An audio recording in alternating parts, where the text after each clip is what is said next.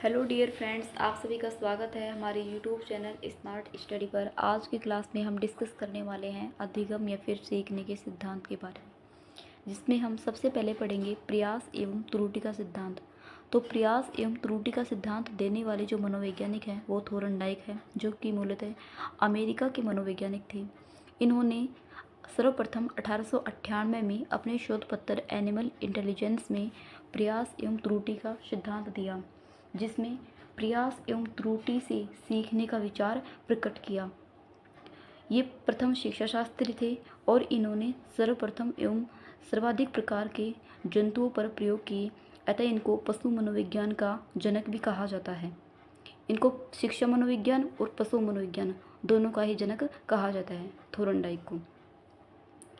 इनके सिद्धांत के उपनाम हैं उद्दीपन अनुक्रिया का सिद्धांत, जिसे हम SR थ्योरी भी कहते हैं, प्रयत्न एवं भूल का सिद्धांत, संबंधवाद का सिद्धांत, संयोजनवाद का सिद्धांत, बंध का सिद्धांत। तो इनके सिद्धांत के 5 उपनाम हो गए। इन्होंने भूख की बिल्ली पर प्रयोग किया था और इनका सिद्धांत अब तक का सबसे बड़ा एवं सबसे पुराना अधिगम का सिद्धांत है। और ये एकमात्र ऐसे मनोवैज्ञानिक हैं जिन्होंने सीखने के नियम भी प्रतिपादित किए हैं। थोरनडाइक का प्रयोग, तो थोरनडाइक ने अपना प्रयोग भूखी बिल्ली पर किया था, जिसमें इन्होंने बिल्ली को पजल बॉक्स के अंदर बंद कर दिया और पजल बॉक्स के बाहर इन्होंने मछली का टुकड़ा रख दिया, जो बिल्ली के लिए स्टिमुलस का कार्य कर रहा था, उद्दीपक का कार्य कर रहा था। और बिल्ली पजल बॉक्स के अंदर उछल कूद करने लगती है और पजल बॉक्स से बाहर आने का प्रयास करती है।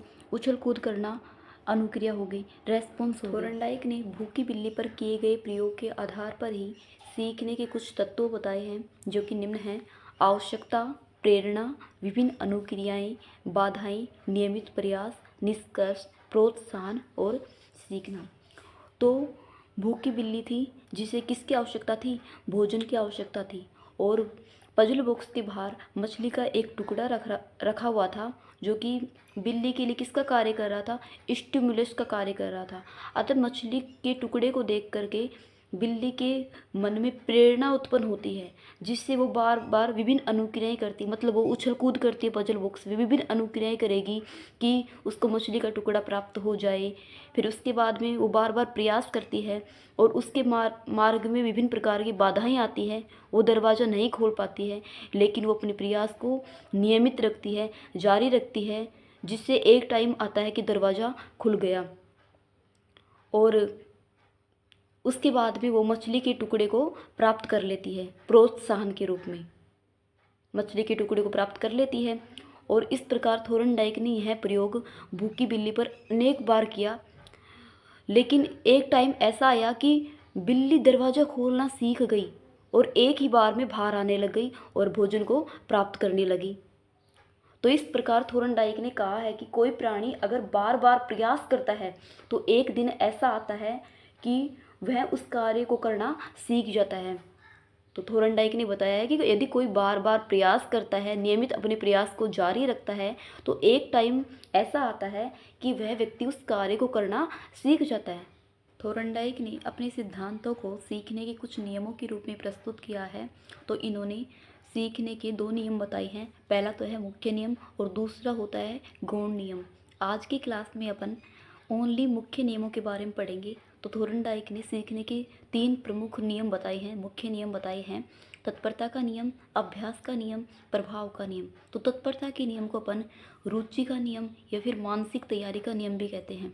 दूसरा है अभ्यास का नियम, जिसे अपन उपयोग अनुपयोग का नियम भी कहते हैं। और तीसरा होता है प्रभाव का नियम, जिसे अपन संतोष असंतोष का नियम भी कहते हैं।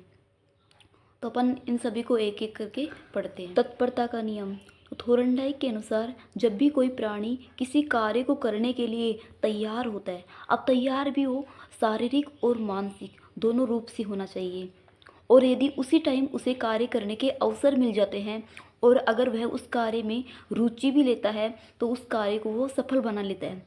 मतलब प्राणी को कार्य करने के लिए तैयार करना होता है, और तैयार शारीरिक रूप के साथ साथ मानसिक रूप से भी तैयार करना होता है। और उसी टाइम अगर उसे कार्य करने के अवसर मिल जाते हैं और उस कार्य में वो इंटरेस्ट लेता है, यहाँ पर रुचि का बहुत महत्व है। इसलिए इसे अपन रुचि का नियम भी बोलते हैं। अगर वह उस कार्य को करने के लिए रुचि लेता है तो उस कार्य में अवश्य ही वो सफल हो जाता है। और यदि वह मानसिक रूप से तैयार नहीं हो पाता और वह उस कार्य में रुचि भी नहीं लेता है तो वह उस कार्य को सफल नहीं बना पाता है। इसलिए इसमें किसका महत्व होता है? इसमें रुचि का बहुत अधिक महत्व होता है भाई, रुचि का बहुत अधिक महत्व होता है, इसलिए इसे रुचि का नियम भी कहते हैं। और वुडवर्थ नामक जो विद्वान है उसने तत्परता को मानसिक तैयारी की संज्ञा दी है। तत्परता को मानसिक तैयारी की संज्ञा दी है वुडवर्थ ने। किसकी संज्ञा दी है? मानसिक तैयारी की संज्ञा दी है। अपन एग्जाम्पल के रूप में पढ़ सकते हैं कि घोड़े को तालाब तक तो ले जाया जा सकता है लेकिन पानी पीने के लिए बाध्य नहीं किया जा सकता। अतः घोड़ा तभी पानी पिएगा तब वो मानसिक रूप से तैयार होगा, मतलब उसे पानी की आवश्यकता महसूस होगी, तभी उसको अपन पानी पिला सकते हैं। इसी प्रकार अपन बालक को विद्यालय भेज सकते हैं लेकिन सीखने के लिए मजबूर नहीं कर सकते हैं। तो बालक कब सीखेगा? जब वो मेंटली उस कार्य को करने के लिए रेडी होगा, तभी वो सीख पाएगा। अब अपन पढ़ते हैं अभ्यास के नियम के बारे में। तो जब भी कोई प्राणी किसी कार्य को स्टार्ट करता है तो वह कार्य उसके लिए कैसा होता है? कठिन होता है। शुरुआत में कोई भी कार्य कठिन होता है, लेकिन अगर वह बार बार अभ्यास करता है तो कठिन से कठिन कार्य को भी सरल बना लेता है। अतः जो अभ्यास होता है ना, वो कमज़ोर से कमज़ोर व्यक्ति को भी श्रेष्ठ बना देता है। अतः कहा गया है कि करत करत अभ्यास के जड़मत होत सुजान, रस्सी आवत जात ते सिल पर पड़त निशान। और व्यक्ति अभ्यास उसी कार्य का करता है जो कार्य उसके लिए उपयोग का होता है, और जो कार्य उपयोग का नहीं होता है उसका वो अभ्यास भी नहीं करता है। अतः अभ्यास के नियम के दो उपनियम हैं, उपयोग अनुपयोग का नियम। अब अपन एग्जाम्पल की बात कर लें तो श्याम सदैव अपनी कक्षा में प्रथम आता था, परंतु इस बार खेलों पर ध्यान देने से वह कक्षा में पिछड़ गया। मतलब खेलों पर अधिक ध्यान देने से उसने पढ़ाई पर इतना ध्यान नहीं दिया और उसने स्टडी पर की प्रैक्टिस नहीं की, अतः वो कक्षा से पिछड़ गया। अब अपन नेक्स्ट पढ़ते हैं प्रभाव का नियम। तो प्रभाव का नियम का मतलब क्या होता है कि कोई व्यक्ति जब किसी कार्य को करता है तो कार्य के बाद आने वाले परिणामों से जो रिजल्ट्स होते हैं उनसे वो प्रभावित होता है। और यदि रिजल्ट पॉजिटिव है तो वो सकारात्मक रूप से प्रभावित होता है, और यदि रिजल्ट नेगेटिव है तो वो नकारात्मक रूप से प्रभावित होता है। तो और सकारात्मक परिणाम होते हैं वो संतोष पैदा करते हैं, और नकारात्मक परिणाम होते हैं वो असंतोष पैदा करते हैं। अतः प्रभाव के नियम के दो उपनियम हो गए, संतोष असंतोष का नियम। अगर अपन इसकी एग्जाम्पल की बात करें तो एक प्रतियोगी बार बार शिक्षक भर्ती परीक्षा में ही बैठता है क्योंकि शिक्षक बनने के प्रति वो सकारात्मक रूप से अभिप्रेरित होता है। अब अपन एग्जाम में आए हुए कुछ क्वेश्चंस की बात करें तो अपन पहला क्वेश्चन देखते हैं कि पर्यटन का भूल सिद्धांत को दर्शाने के लिए थोर्नडाइक ने किस पर प्रयोग किया था? बंदर, बिल्ली, चूहा, मनुष्य। तो इन्होंने किस पर प्रयोग किया था? इन्होंने प्रयोग किया था बिल्ली पर। हो गया बिल्ली आंसर। अधिगम के प्रयास एवं त्रुटि के सिद्धांत में निम्न में से कौन सा सिद्धांत है जो कि सम्मिलित नहीं है? तत्परता, अभ्यास, उद्दीपन और प्रभाव। तो इन्होंने प्रयास एवं त्रुटि के सिद्धांत में मुख्य नियम बताए थे 3, तत्परता, अभ्यास, प्रभाव का नियम, लेकिन इन्होंने उद्दीपन का कोई भी नियम नहीं बताया, तो सम्मिलित नहीं है, तो उद्दीपन का नियम सम्मिलित नहीं है। अब अपन नेक्स्ट बात करें कि अधिगम धीरे धीरे होता है न कि अंतर्दृष्टि युक्त।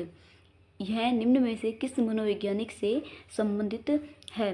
B.F. Skinner, I.P. Pavlov, E.L. थोर्नडाइक, J.B. Watson. तो अधिगम होता है ना, वो धीरे धीरे होता है, कंटिन्यूस होता है। कोई व्यक्ति बार बार प्रैक्टिस करता है, और अंतर्दृष्टि से कोई अधिगम नहीं होता है।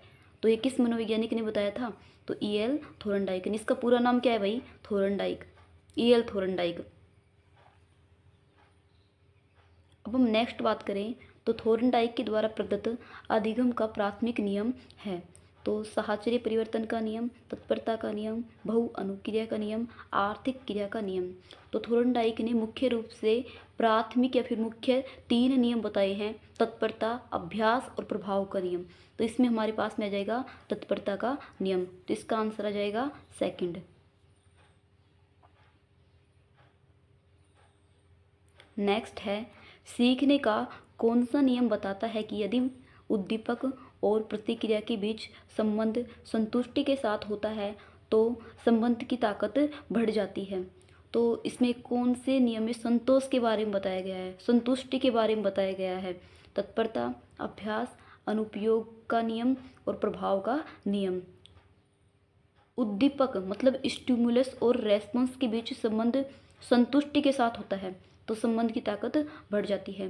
तो यह बताया गया है प्रभाव का नियम, जिसमें इसको नियम को अपन संतोष असंतोष का नियम भी कहते हैं, क्योंकि जो परिणाम सकारात्मक आते हैं तो प्राणी पॉजिटिव रूप से उससे प्रभावित होता है और नकारात्मक आता है तो नेगेटिव रूप से प्रभावित होता है। तो इसका आंसर आ जाएगा प्रभाव का नियम।